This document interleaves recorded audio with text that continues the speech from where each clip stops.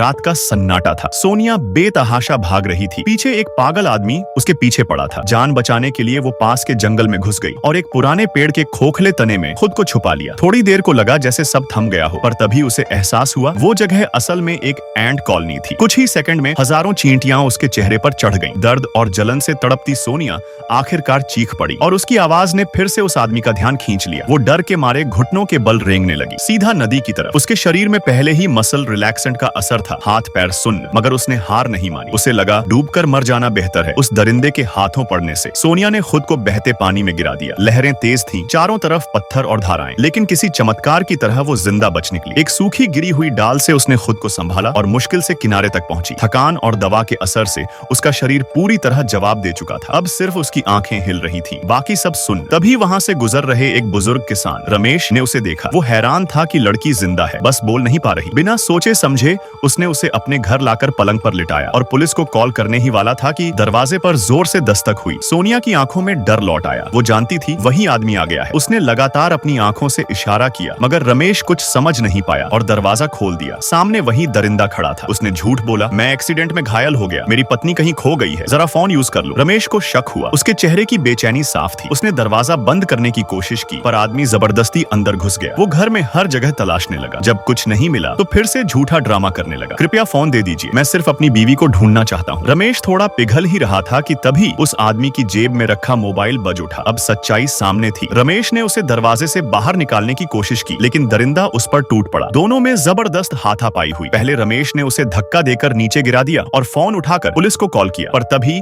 आदमी ने चुपके से चाकू निकाला और बेरहमी से रमेश पर वार कर दिया। सोनिया ने सब कुछ अपनी आंखों के सामने देखा, पर हिल तक नहीं सकी। वो आदमी अब गैरेज से पेट्रोल लाया, पूरे कमरे में छिड़क दिया और माचिस जलाई। आग फैलने लगी। सोनिया ने पूरी ताकत से पर्दे खींचे ताकि कोई बाहर से देख सके। सड़क पर एक औरत और बच्चा गुजर रहे थे। उन्होंने हरकत देखी और पुलिस को कॉल किया, लेकिन तब तक बहुत देर हो चुकी थी। दरिंदा फिर से सोनिया को उठाकर कार में डाल चुका था। रास्ते में एक पेट्रोल पंप पर रुका और वहीं खड़ी वही औरत ने कुछ गड़बड़ महसूस की। उसने फिर से पुलिस को खबर दी। कुछ देर बाद जब वो एक्सीडेंट वाली जगह पर पहुंचे, तभी पुलिस गाड़ी भी वहां आ गई। दरिंदे ने झूठा बहाना बनाया, मेरी पत्नी गाड़ी चला रही थी, पेड़ से टकरा गई। पुलिस को शक हुआ, लेकिन जैसे ही एक अफसर सोनिया के पास पहुंचा, वो आदमी अचानक उस पर टूट पड़ा और फिर एक और जान चली गई। उसने पुलिस की गाड़ी पर पेट्रोल फेंका, आग लगाई और सबूत मिटाने की कोशिश की। इसके बाद वो सोनिया को लेकर झील के किनारे पहुंचा। अब वो पूरी तरह पागल हो चुका था। उसने ठान लिया, इसे आज खत्म कर दूंगा।